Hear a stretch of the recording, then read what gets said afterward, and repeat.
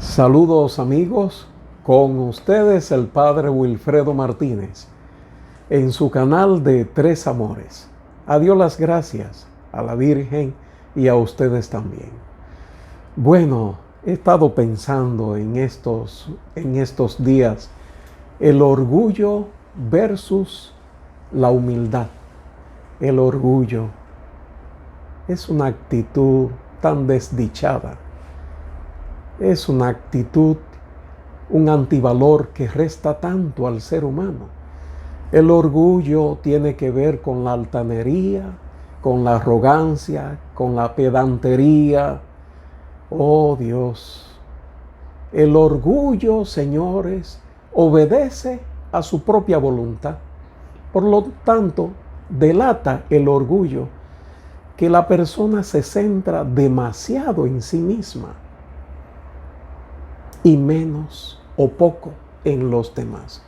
Los demás tienen importancia en la medida que les son útiles. Vea eso.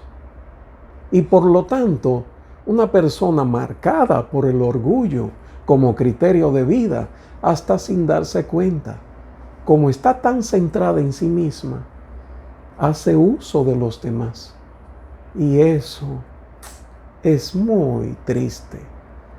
Yo dije ahora triste y me hace pensar en la canción. Qué triste suena la lluvia. Bueno, una canción clásica que yo valoro mucho también. Bueno, el orgullo no nos ayuda, por favor. La humildad obedece a Dios. Recuerden, dijimos, el orgullo obedece a su propia voluntad, a sus propios caprichos. La humildad nos abre a Dios, nos abre a los demás y trata de agradar a Dios. ¿Con qué podríamos comparar el orgullo? Con una roca. Usted la sumerge en el agua y solo se moja la superficie. El interior sigue siendo seco y duro. Mire qué cosa. ¿Con qué podríamos comparar la humildad? Con el barro.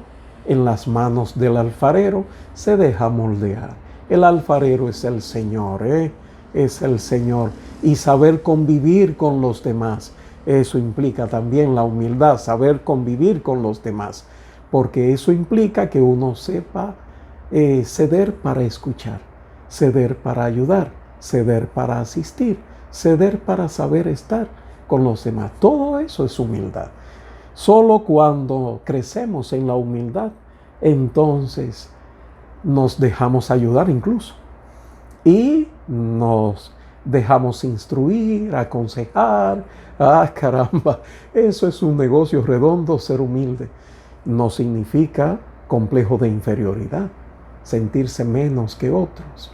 No, no significa eso. Sí significa que usted asume una actitud honesta, llana, sincera con usted mismo y siente, ¿por qué honesta? Porque reconoce sus virtudes y sus limitaciones o debilidades. Y porque también experimenta una gran necesidad de Dios y de los demás y por eso sabe buscar a Dios y a los demás. La humildad es una ganancia, de verdad, No lo digo como para querer convencer. La humildad suma un plus, vamos a decirlo así. La humildad lleva a que uno pues reconozca el potencial que uno tiene y el potencial que los demás tienen.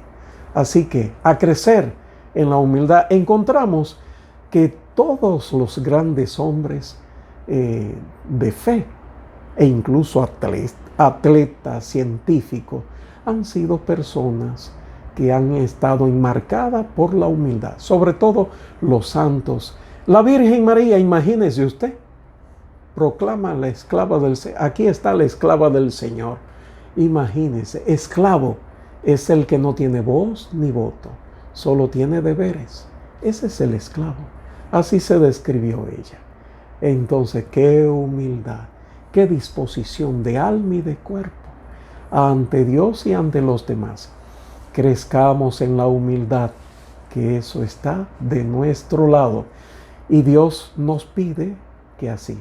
¿Por dónde debe comenzar la humildad? Comprendiendo y aceptando que no siempre tenemos la razón.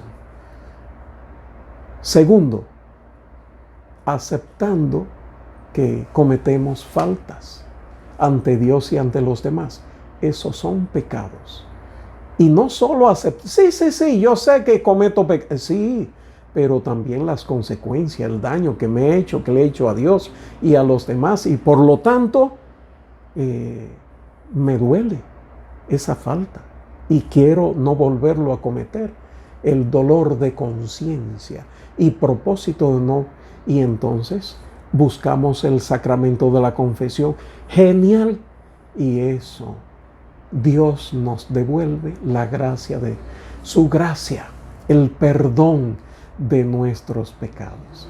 Que Dios y la Virgen les bendiga.